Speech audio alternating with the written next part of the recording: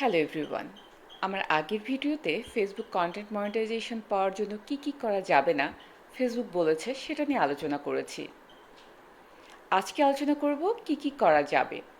অনেক পেজ যেমন tips and tricks by অমক তমক বলবে যে আপনার নিজের ভিডিও নিজে শেয়ার করতে পারবেন না, অন্যের ভিডিও শেয়ার করতে পারবেন না, এবি টেস্ট করা যাবে না, ভুলেও এই কয়েকটি কাজ করা যাবে না। তারা যে কথাগুলো বলে তাদের কাছে কোনো সোর্স নেই। তাদেরকে জিজ্ঞেস করবেন যে কোথায় থেকে তারা এই কথাগুলো বলছে। একজন প্রশ্ন করেছিলেন আমার ভিডিও আমি নিজে শেয়ার করতে পারবো কিনা। ভিডিও শুরু করার সঠিক নিয়ম হচ্ছে আপনি যখন ভিডিও আপলোড করবেন তখন ফেসবুক আপনাকে দেখাবে বিভিন্ন গ্রুপে আপনি শেয়ার করতে পারবেন, কিন্তু আপনি তখন শেয়ার করবেন না। ভিডিও আপলোড করার পর আপনি নিজের ভিডিও নিজের পেজ থেকে শেয়ার করবেন। ফেসবুক নিজেই ঠিক করে দেয় মোট কয়টি গ্রুপে আপনি শেয়ার করতে পারবেন। বিভিন্ন সময় ফেসবুক বলে দেয় আপনার টপ কন্টেন্ট আপনি আবার কোনো গ্রুপে শেয়ার করুন, তাহলে আরও এনগেজমেন্ট এবং রিচ বাড়বে এবং ভিউজ বাড়বে। সেটা আপনি শেয়ার করে দিবেন। আপনার পেজ যদি হয় তাহলে সেই মেইন আইডি থেকেও কিছু গ্রুপে শেয়ার করতে পারবেন। সবচেয়ে ভালো হয় আপনার ফ্যামিলির কোনো আইডি থেকে বা অন্য কোনো আইডি খুলে সেখান থেকে বেশি সংখ্যক গ্রুপে আপনার পোস্টটি শেয়ার করা। আমিও তাই করেছি। রিলসগুলো আপনি মিনিমাম 15 সেকেন্ড করে বানাবেন বা তার উপরে। আমি কিছু রিলস 15 সেকেন্ডের নিচেও করেছিলাম রুলস জানার আগে, তারপরও পেয়েছি। তার মানে ভুল করলেই যে সব কিছু শেষ হয়ে যাবে ব্যাপারটা এরকম না। একজন প্রশ্ন করেছিলেন অন্যের ভিডিও আপনি শেয়ার করতে পারবেন কি না। জি, আপনি অন্যের লাইভ বা পোস্ট শেয়ার করতে পারবেন। কন্টেন্ট মনিটাইজেশন পাওয়ার আগে আমি নিজেও করেছি। এবি টেস্ট করলে নাকি কন্টেন্ট মনিটাইজেশন দেয় না, এটি একটি ভুল কথা।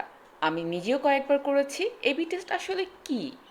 এবি টেস্ট হলো আপনার রিলসের কাভার টেস্ট করা। ফেসবুক নিজে থেকে আপনার রিলসের জন্য কোন কাভারটি বেশি মানুষ পছন্দ করছে সেটার উপর একটা টেস্ট চালিয়ে উইনার ঘোষণা করে। যে কাভারটি বেশি মানুষ ক্লিক করে সেটাকে ফাইনাল করে। এটা করতে 2 ঘন্টার মতো সময় নেয়। তারা তারপর আপনার প্রোফাইলে সেটা পোস্ট করে। সুতরাং এবি টেস্ট করলে কোনো সমস্যা হয় না। তবে আমি নিজেই নিজের কাভারটি সিলেক্ট করে দিতে পছন্দ করি। এটা না করতে চাইলে আপনারা না করতে পারেন যদি ঝামেলার মনে হয় আপনাদের কাছে। এটার সাথে ভিডিও ভাইরাল হওয়ার কোনো সম্ভাবনা নেই। সবসময় চেষ্টা করবেন ফেসবুকের কমিউনিটি গাইডলাইন ফলো করার। অন্যের ভিডিও ক্লিপ, মিউজিক এগুলো ব্যবহার করবেন না। অনেকেই বলে যে ফেসবুকে কন্টেন্ট মনিটাইজেশন পাওয়ার আগে কোনো মিউজিকই ব্যবহার করবেন না। না করতে চাইলে না করতে পারবেন, তবে আমি প্রথম থেকেই ভিডিওতে মিউজিক ব্যবহার করে আসছি এবং এর জন্য কোনো সমস্যা হয়নি আমার মনিটাইজেশন পেতে। তবে হ্যাঁ, আপনাকে অতি অবশ্যই কপিরাইট ফ্রি মিউজিক ব্যবহার করতে হবে। কপিরাইট ফ্রি মিউজিক আপনি কোথায় পাবেন? কপিরাইট ফ্রি মিউজিক পেতে হলে আপনাকে ফেসবুকে যে অডিও লাইব্রেরি আছে সেখান থেকে ডাউনলোড করে নিতে হবে। সেখান থেকে ডাউনলোড নিয়ে করে যদি আপনি মিউজিক ব্যবহার করেন তাহলে সারা জীবনেও আপনার ভিডিওতে কপিরাইট আসবে না। তা আমি বলবো যারা ভিডিওতে মিউজিক ব্যবহার করতে চান তারা অবশ্যই থার্ড পার্টির কোনো জায়গা থেকে না নিয়ে ফেসবুকে যে নিজস্ব অডিও লাইব্রেরি থেকে মিউজিক ডাউনলোড করে নিয়ে ব্যবহার করবেন। ফেসবুকের কিছু কমিউনিটি গাইডলাইন আছে, যেমন রক্ত মাখা কোনো ছবি, মাছ মাংস রক্ত মাখামাখি কাটাকাটির ছবি বা ভিডিও আপলোড করবেন না। আর কন্টেন্ট মনিটাইজেশন অ্যাপ্লাই করার আগে অতি অবশ্যই দেখে নেবেন আপনার পেজটি বা প্রোফাইলটি কন্টেন্ট মনিটাইজেশনের জন্য রেডি আছে কিনা, কোনো ভায়োলেশন আছে কিনা, আপনার পেজটি রেকমেন্ডেবল আছে কিনা, এগুলো চেক করার উপায় রয়েছে। যদি এর সম্পর্কিত ভিডিও চান জানাবেন। এগুলো চেক করার পরই অ্যাপ্লাই করবেন। তাছাড়া কোনো ভায়োলেশন থাকলে পাবেন না। শুধু কষ্ট করে যাবেন কিন্তু কন্টেন্ট মনিটাইজেশন পাবেন না। অনেকেই বলেন অন্যের ভিডিও পুরোটা দেখে কমেন্ট করলে, লাইক করলে আপনার এনগেজমেন্ট বাড়বে, কিন্তু কথাটা পুরোপুরি সত্যি না। অন্যের ভিডিও পুরোটা দেখলে, লাইক কমেন্ট করলে তার ভিডিওর এনগেজমেন্ট বাড়বে, আপনার ভিডিওর এনগেজমেন্ট বাড়বে না। হ্যাঁ, তবে অন্যের ভিডিও অর্ধেক দেখলে তার ক্ষতি হবে। তার ভিডিওতে কমেন্ট বা লাইক করলে সেখান থেকে কেউ যদি আপনার কমেন্ট দেখে আপনার প্রোফাইল ঘুরে দেখে, কোনো ভিডিও দেখে লাইক কমেন্ট করে, তাহলে আপনার কন্টেন্টের এনগেজমেন্ট বাড়বে। ফেসবুক সবসময় আপনার কন্টেন্টের এনগেজমেন্ট কাউন্ট করবে। আপনি অন্য কোথাও কী করলেন, কার ভিডিওতে কমেন্ট করলেন, সেটা কাউন্ট করবে না। ফেসবুক কাউন্ট করে নিজের ভিডিওর এনগেজমেন্ট। আপনার ভিডিও কতজন দেখছে, কতজন লাইক করছে, কমেন্ট করছে, শেয়ার করছে, এইগুলো যদি সবাই সবারটা দেখেন তখন আপনার উপকার হবে। এখন থেকে ইনকাম অফ আছে, তবে বেশিরভাগ রিলস থেকে আর কি এনগেজমেন্ট হয়। রিলস থেকে। তাই ইনকাম আপাতত বন্ধ থাকলেও রিলস আপলোড করতে থাকবেন নতুন ইউজার যারা রয়েছেন। অন্যের ভিডিও দেখে সেখানে শুধু ফলো ব্যাক, ফলো ডান বা ভালোবাসা দিয়ে যান এ ধরনের কমেন্টগুলো ফেসবুক পছন্দ করে না। অন্যের ভিডিও দেখলে সেটা নিয়ে গঠনমূলক কোনো কমেন্ট করবেন।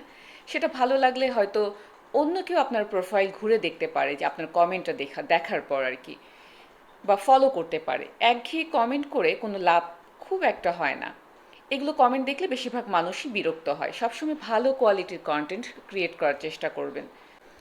অনেক কম ভিডিও আপলোড করে এবং অনেক কম ফলোয়ার থাকলেও অনেকে কন্টেন্ট মনিটাইজেশন পেয়ে যাচ্ছে শুধুমাত্র ভালো কন্টেন্ট আপলোড করার কারণে। আপনি যদি প্রতিদিন একটা করে রিলস বা ভিডিও দেন, লেখা পোস্ট করেন, সেটা প্রতিদিন মেনটেন করার চেষ্টা করবেন। একদিন অনেকগুলো ভিডিও দেবেন, তারপর দুদিন দিবেন না, তখন সব কিছু মাইনাসে চলে যায় আপনার রেশিওগুলো।